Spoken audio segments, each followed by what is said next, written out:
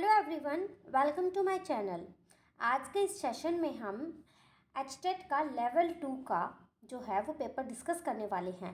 ये जो पेपर है जो मैं आज करवाने वाली हूँ ये 2020 का पेपर है। ठीक है, ये पेपर 2020 में हुआ था।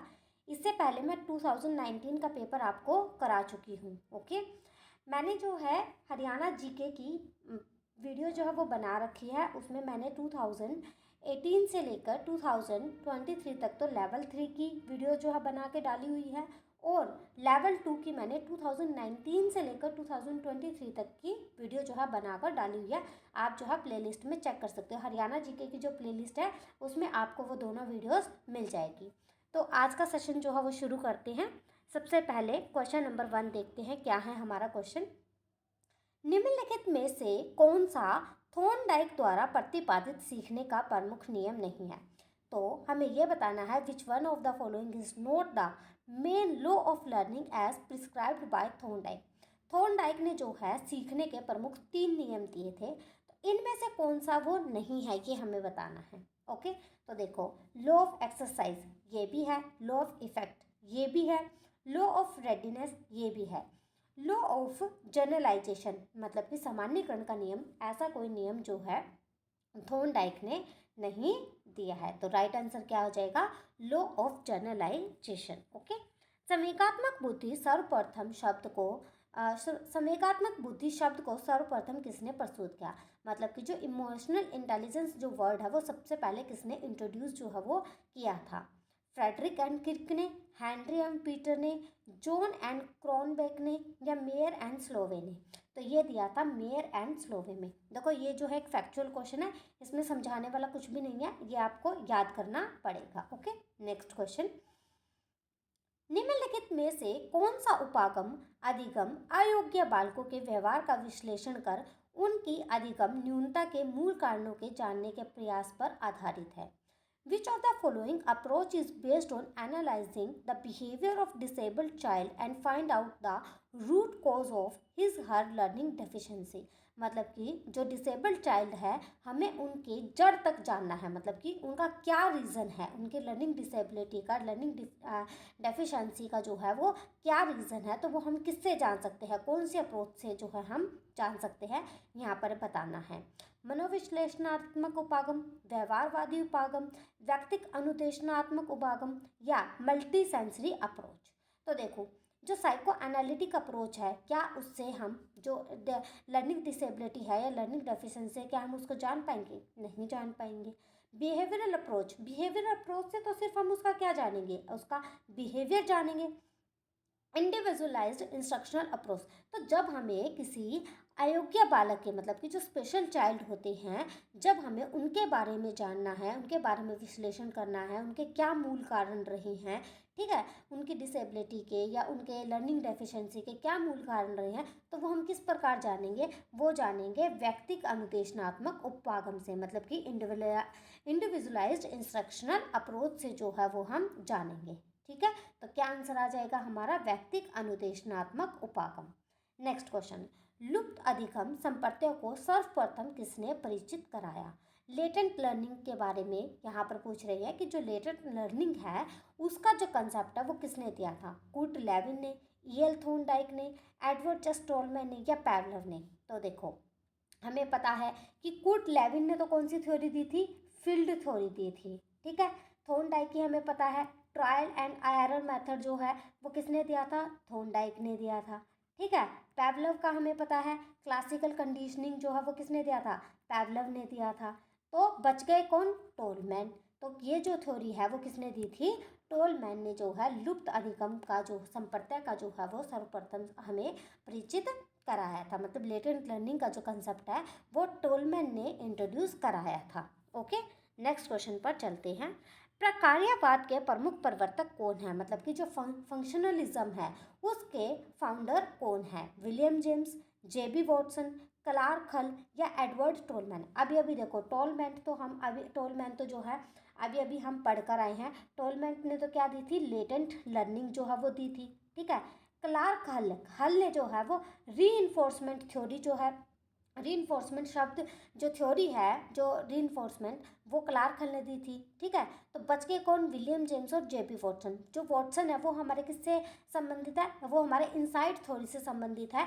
और तो प्रकार्यवाद की कौन बात करेगा, वो बात करेंगे William James. Okay, next question, निम्नलिखित में से कौन सा जन्मजात अभिप्रेरक का उदाहरण है, मतलब कि कौन सा मतलब कि इनेट मोटिव है, ठीक है। इनेट मोटिव जो हमें जन्म से मिलता है। तो पुरस्कार, क्या ये हमें जन्म से मिलता है, नहीं, ये तो हमें एनवायरनमेंट में आके मिलता है। भूख, भूख जो है हमें जन्म से मिलती है। दंड, दंड भी जो है एनवायरनमेंट में आके मिलता है। और इंसेंटिव, जो प्रोत्साहन होता है, वो भी हमें एनवायरनमेंट से मिलता है। लेकिन जो इनेट, जो हंगर है, ठीक है, जो भूख है, ये हमारा क्या है, इनेट मोटिव होता है, ठीक है, ये हमें जन्मजात मिलता है। नेक्स्ट क्वेश्चन, बालक के शरीर में होने वाले लैंगिक परिवर्तन विकास की कौन सी अवस्था में दिखाई देना प्रारंभ हो जाते हैं। In which stage of development the sexual changes that occur in the child's body start to appear. तो हमें कौन सी स्टेज में दिखते हैं, अर्ली चाइल्डहुड में, पशुच किशोरावस्था में, अडल्टहुड में, या प्यूबर्टी में। तो देखो, जब बच्चा टीनेज में जाता है, जिसको हम व्यासंधि काल, प्यूबर्टी भी कहते हैं, जब बच्चा टीनेज में जाता है तो क्या होता है, उसमें जो है कुछ सेक्सुअल चेंजेस जो है वो देखने को मिलते हैं। जैसे कि लड़कों का जो है शरीर है वो बढ़ने लग जाता है, लड़कियों का शरीर बढ़ने लग जाता है, उनकी ग्रोथ जो है वो प्यूबर्टी एज में अच्छे से हमें दिखती है। नेक्स्ट क्वेश्चन, क्लासिकल अनुबंधन का अन्य नाम क्या है, what is the other name of the classical conditioning. जो क्लासिकल कंडीशनिंग थ्योरी सबसे पहले किसने दी थी, हमें ये पता होना चाहिए। तो क्लासिकल कंडीशनिंग थ्योरी है वो किसने दी थी, वो दी थी इवान पावलोव ने दी थी, ठीक है। तो इवान पावलोव की जो थ्योरी थी वो किससे संबंधित थी, कुत्ते से संबंधित थी। उसमें क्या देता था, कुत्ते को स्टिमुलस देता था। स्टिमुलस कौन सी थ्योरी की, तो ये हमारी क्या होगी, टाइप एस जो है कंडीशनिंग। तो ये हमारी कौन सी थ्योरी हो जाएगी, एस प्रकार का अनुबंधन। टाइप आर कंडीशनिंग कौन सी होती है, ये होती है हमारी रीइंफोर्समेंट वाली। रीइंफोर्समेंट जो शब्द है सबसे पहले किसने दिया था, बी एफ स्किनर ने। एस आर थ्योरी, ये एस आर जो कंडीशनिंग है ये किसकी है, ये है थॉर्नडाइक की। स्टिमुलस रीइंफोर्स की बात कौन करता है, वो करता है, सॉरी आर यहाँ पे रिस्पॉन्स है, मैंने रीइंफोर्स बोला, रिस्पॉन्स थ्योरी, ठीक है। एस आर थ्योरी किसकी है, थॉर्नडाइक की है। ओके, नेक्स्ट क्वेश्चन, प्रीषम प्रियता बनामहीनता अवस्था के लिए एरिक्सन ने कौन सा आयु समय बताया है। What is the age group given by Erikson for the stage industry versus inferiority. 6 to 11, 12 to 20, 3 to 6 या 18 month to 3 years। देखो 18 to 3 तो काट ही दो, क्योंकि ये कौन सी स्टेज होती है, ये होती है सबसे पहली स्टेज, ट्रस्ट वर्सेस मिसट्रस्ट, ठीक है। इंडस्ट्री वर्सेस जो इन्फीरियरिटी होती है वो किस में आती है, बच्चे में 6 से 11 वर्ष में आती है। अगर आपको इसकी डिटेल स्टडी करनी है तो एरिक्सन की जो थ्योरी है वो भी मैंने आपको पढ़ा रखी है। डिफेंस मैकेनिज्म जो 2019 के पेपर में आपने पढ़े होंगे, वो भी जो है मैंने पढ़ा रखे हैं, आप प्लेलिस्ट चेक कर सकते हो। सीडीपी की एक प्लेलिस्ट है, उसमें सारी वीडियोस आपको मिल जाएंगी। नेक्स्ट क्वेश्चन, निम्नलिखित में से कौन सा विकास का सही सिद्धांत नहीं है। हमें ये बताना है कि कौन सा जो सिद्धांत है यहाँ पर वो सही नहीं है डेवलपमेंट के बारे में। सांतत्यता का सिद्धांत, मतलब कि प्रिंसिपल ऑफ कॉन्टिन्यूटी, ये तो होता है, ठीक है। व्यक्तिक विभिन्नता का सिद्धांत, ये भी होता है, ठीक है। प्रिंसिपल ऑफ यूनिफॉर्मिटी पैटर्न, ये भी होता है। विशिष्ट से सामान्य प्रतिक्रियाओं की कार्यवाही का सिद्धांत, तो ये नहीं होता है। ये क्या होता है, ये विशिष्ट से सामान्य नहीं, ये क्या होता है, जर्नल टू स्पेसिफिक होता है। ये क्या होता है, जर्नल टू स्पेसिफिक होता है, ठीक है। ये याद रखना, जो हमारा डेवलपमेंट होता है वो जर्नल टू स्पेसिफिक होता है। स्पेसिफिक टू जर्नल क्या होता है, ये होता है हमारा इंडक्टिव मेथड। कौन सा मेथड होता है, जो हमारा इंडक्टिव मेथड होता है वो होता है हमारा स्पेसिफिक टू जर्नल, मतलब कि विशेष से सामान्य की तरफ वो चलता है। ओके, तो हमारा आंसर क्या बन जाएगा, 4 हमारा आंसर बन जाएगा।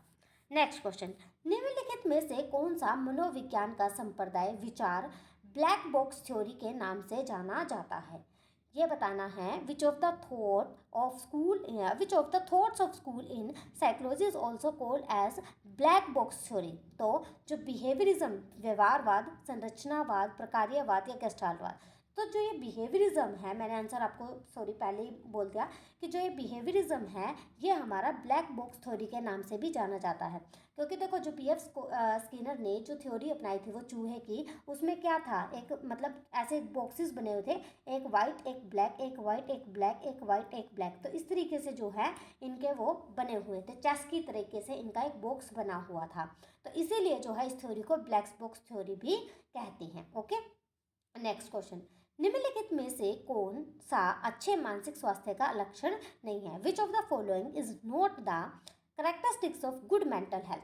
कि जो गुड मेंटल हेल्थ का जो विशेषता है वो कौन सी नहीं है? देखो, एबिलिटी टू एडजस्टमेंट, जब आप अच्छे से एडजस्ट कर रही हो तो इट मीन्स आप मेंटली अच्छे हैं, ठीक है। इमोशनल मेच्योरिटी, अगर मान लो आप में इमोशनल मेच्योरिटी आ गई है तो इट मीन्स आपका मेंटल हेल्थ अच्छा है। सेल्फ कॉन्फिडेंस, अगर मान लो आप कॉन्फिडेंट रहते हो, आपके अंदर इतना कॉन्फिडेंस है, आपके अंदर सेल्फ कॉन्फिडेंस है, तो इट मीन्स आप तब भी आपका मेंटल हेल्थ जो है वो अच्छा है। लेकिन इनटॉलरेंस, असहनशीलता, जब आप किसी चीज़ को सहन नहीं कर पा रही हो तो वो क्या आ जाएगा, आपका गुड मेंटल हेल्थ की वो विशेषता नहीं है। तो क्या आंसर बन जाएगा यहाँ पर हमारा? 4 आंसर बन जाएगा। ओके, कैटल सांस्कृतिक मुक्त बुद्धि परीक्षण की मापनी आई किसके लिए बनाई गई थी? मतलब कि स्केल 1 जो था, ठीक है, यहाँ पर ये आई इस तरीके से बना रखा है, ये 1 है यहाँ पर। जो स्केल 1 था, जो कैटल का जो कल्चरल स्केल, एक second, scale 1 in the Cattell cultural free intelligence test was prepared for home? जो स्केल 1 टेस्ट था वो किसके लिए जो है वो बनाया गया था? 8 से 12 वर्ष के मानसिक दोष वाले व्यक्तियों के लिए, 4 से 8 वर्ष के मानसिक दोष वाले व्यक्तियों के लिए, 12 से 15 वर्ष के मानसिक दोष व्यक्तियों के लिए, या 2 से 4 वर्ष के मानसिक दोष व्यक्तियों के लिए। तो जो ये कैटल का स्केल 1 था ये बनाया गया था 4 से 8 वर्ष के मानसिक दोष वाले व्यक्तियों के लिए बनाया गया था। नेक्स्ट क्वेश्चन, निम्नलिखित में से कौन सा रचनात्मकता की प्रक्रिया के लिए सही तार्किक कर्म है? ठीक है, ये हमें बताना है। अंतर्दृष्टि, तैयारी, परिपाक, सत्यापन, इंसाइट, प्रिपरेशन, इंक्यूबेशन, वेरिफिकेशन, या प्रिपरेशन, इंसाइट, इंक्यूबेशन, वेरिफिकेशन, या प्रिपरेशन, इंक्यूबेशन, इंसाइट, या वेरिफिकेशन, या प्रिपरेशन, इंसाइट, वेरिफिकेशन, या इंक्यूबेशन। तो सबसे पहले क्या आता है? पहले हम किसी चीज़ की क्या करेंगे?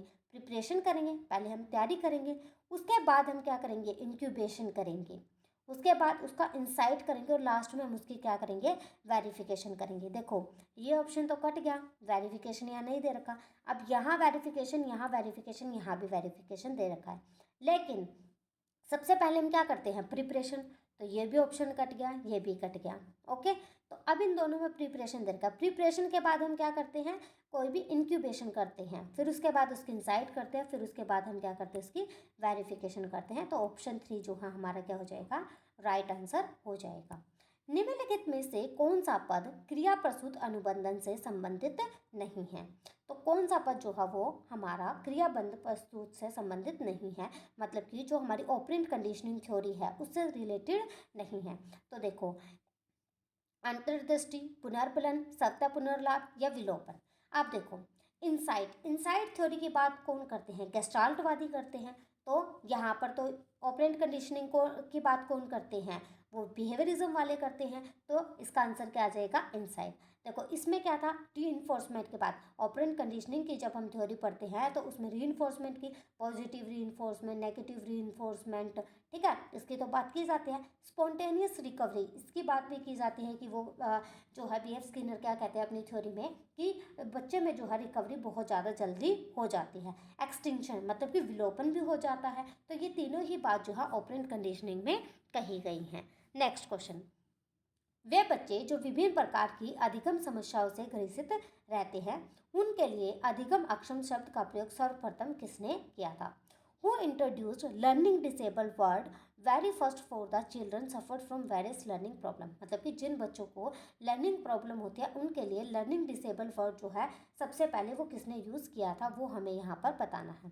तो हैवार्ड ने, सैमुअल किर्क ने, वैन रिपर ने, या बर्क ने? तो ये किया था सैमुअल किर्क ने जो है ये सबसे पहले वर्ड यूज़ किया था। तो ये एज इट इज़ याद करना पड़ेगा, ये एक फैक्चुअल क्वेश्चन है। ओके, निम्नलिखित में से कौन सा मनोवैज्ञानिक आत्मा के विज्ञान के रूप में मनोविज्ञान विचारधारा का समर्थक नहीं है? ठीक है, which of the following of psychologist is not supporter of views about psychology as a science of soul, मतलब कि जो साइंस की बात जो है वो नहीं करता, तो वो कौन है? प्लेटो, अरस्तु, डेकार्टे या वुंट? तो जो वुंट है वो इस बारे में बात नहीं करते हैं। नेक्स्ट क्वेश्चन, मनोविज्ञान की कौन सी शाखा में टेलीपैथी, पुनर्जन्म जैसे क्षेत्रों का जो है वो अध्ययन किया जाता है? In which branch of psychology there is a scope of study of telepathy, rebirth etcetera? ठीक है, तो वो किस में करेंगे हम? फिजियोलॉजिकल साइकोलॉजी में, दैहिक मनोविज्ञान में, या क्लिनिकल साइकोलॉजी में? देखो क्लिनिकल साइकोलॉजी में तो ऐसा कुछ होता ही नहीं है। ठीक है, अतीन्द्रिय मनोविज्ञान में या फिर विकासात्मक मनोविज्ञान में? देखो जो विकासात्मक मनोविज्ञान है उसमें तो हम डेवलपमेंट के बारे में बात करते हैं। नैदानिक मनोविज्ञान में तो हम मतलब कि जो बच्चे हैं उनके रीज़न को जो है हम पहचानते हैं। दैहिक मनोविज्ञान में हम शरीर की बात जो करते हैं। लेकिन पुनर्जन्म, टेलीपैथी मतलब कि पुनर्जन्म के बारे में हम किस में बात करते हैं? इंद्रियों से रिलेटेड जो है वो किस में बात करते हैं हम? वो करते हैं अतीन्द्रिय मनोविज्ञान में। ठीक है, इसका आंसर क्या आ जाएगा? 3 इसका आंसर आ जाएगा।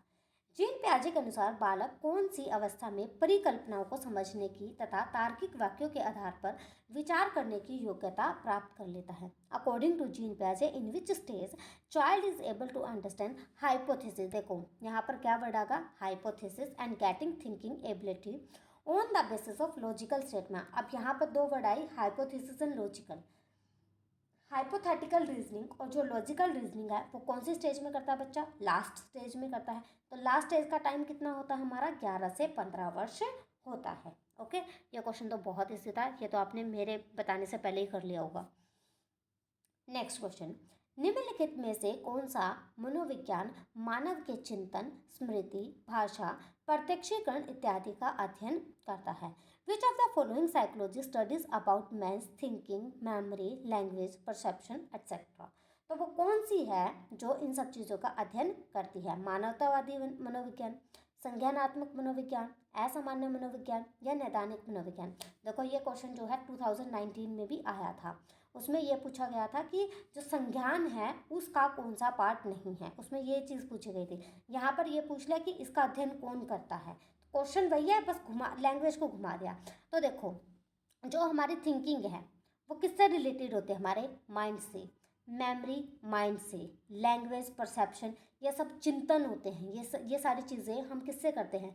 माइंड से। तो माइंड कौन सा होता है हमारा? संज्ञानात्मक मनोविज्ञान, कोग्निटिव साइकोलॉजी होती है। ठीक है, नेक्स्ट क्वेश्चन, निम्नलिखित में से कौन सा व्यक्तित्व का प्रकार क्रैचमर द्वारा नहीं दिया गया? अब तो देखो पर्सनालिटी का जो टॉपिक है वो खत्म कर दिया है, ये पहले के जो पेपर है उनमें पहले पूछा जाता था। तो जो क्रैचमर है उसने कौन सा प्रकार नहीं दिया है? एथलेटिक, एस्थेटिक, अस्थैनिक या पिकनिक? तो कौन सा प्रकार जो है वो उसने नहीं दिया है, ये हमें बताना है। तो उसने जो है एथलेटिक भी दिया था, अस्थैनिक भी दिया था, पिकनिक भी दिया था। लेकिन जो ये एस्थेटिक है, ठीक है, जो ये 2 नंबर का कलात्मक है, जो ये एस्थेटिक है, ये जो है क्रैचमर ने नहीं दिया था। नेक्स्ट क्वेश्चन, जीन पियाजे के अनुसार नैतिक विकास अवस्था प्रायतः अन्योन्यता का आयु समूह क्या है?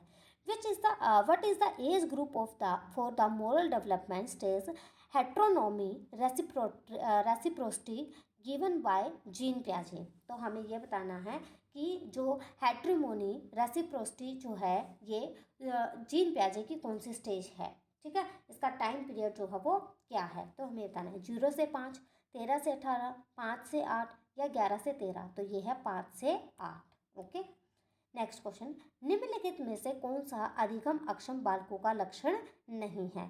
Perceptual effectiveness, emotional instability, disorder of attention या इम्पल्सिविटी? मतलब कि प्रत्यक्षीकरण प्रभाविता, सामयिक अस्थिरता। देखो अगर वो डिसेबल्ड है, लर्निंग डिसेबल्ड है, देखो उसमें क्या होगी? सामयिक अस्थिरता तो उसमें होएगी ही होएगी।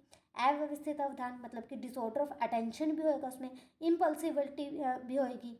तो लेकिन क्या नहीं होगा? परसेप्चुअल इफेक्टिवनेस उसमें नहीं होएगी। तो 1 ऑप्शन इज द राइट। गंभीर मानसिक मंदता वाले बालकों की बुद्धि लब्धि क्या होती है? What is the IQ range of severe mental retarded child, जो है इसमें पूछा है कि जो सीवियर मेंटल रिटार्टेड है उसकी क्या आईक्यू रेंज होती है? 50 से 60, 36 से 51, 20 से 35 या 20 से नीचे? तो ये होती है हमारी 20 से 35। नेक्स्ट क्वेश्चन, विकास की कौन सी अवस्था में समान लिंगियों के साथ रुचि मित्रता विकसित होती है?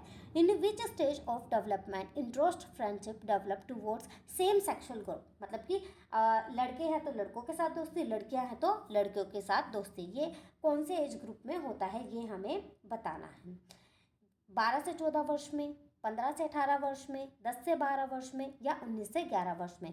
तो ये होता है 10 से 12 वर्ष में, जब बच्चा क्या होता है चाइल्डहुड वाली, लेटर चाइल्डहुड वाली स्टेज में होता है। तो उसमें क्या होता है, लड़के लड़कों को फ्रेंड बनाते हैं और लड़कियां लड़कियों को अपना फ्रेंड बनाती हैं।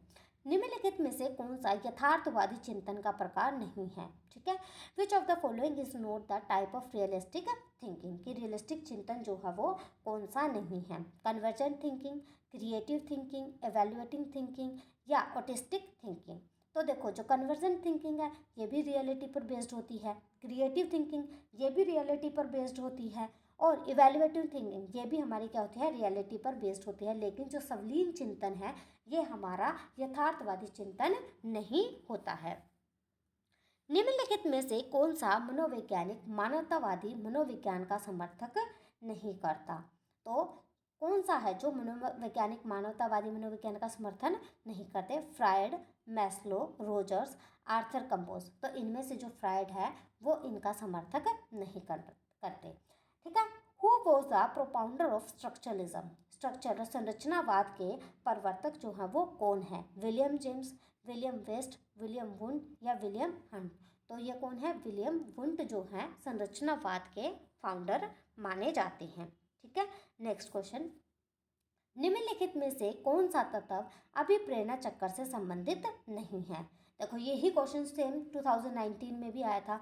नीड, ड्राइव, इमोशन या इंसेंटिव? तो जो नीड, ड्राइव और इंसेंटिव, एनडीआई, जो ये एनडीआई है ये तो तीनों होते हैं, लेकिन जो संवेग है, जो इमोशन है, ये हमारे मोटिवेशन साइकिल से रिलेटेड नहीं है। नेक्स्ट क्वेश्चन, भय का संवेग किस मूल प्रवृत्ति से जुड़ा हुआ है? The emotion of fear associated with which basic instinct, जो है भय की इसकी मूल प्रवृत्ति जो है वो क्या है? प्रतिकर्षण, युयुत्सा, शरणागत या पलायन? देखो, जिसमें डर होता है वो क्या करता है? एस्केप करता है। एस्केपिज्म किस में होता है? भय में होता है, मतलब कि भाग जाना। एस्केपिज्म का मतलब होता है भाग जाना। तो भय की वजह से क्या होता है, हम भाग जाते हैं, इसको ऐसे याद रखना। तो पलायन कर जाना। ओके, तो अगर आपको ये वीडियो अच्छी लगे तो लाइक ज़रूर करना और कमेंट ज़रूर करना, और आगे आने वाली वीडियोस के लिए चैनल को सब्सक्राइब करना तो बिल्कुल भी मत भूलना। ठीक है, thank you so much. Next videos में जो हम 2021 के क्वेश्चन जो हैं वो करेंगे। देखो, यहाँ पर जो है इसके आंसर की दी गई है, आप चाहे तो इसका स्क्रीनशॉट जो है वो ले सकते हैं। ओके, चलो ठीक है, थैंक यू सो मच।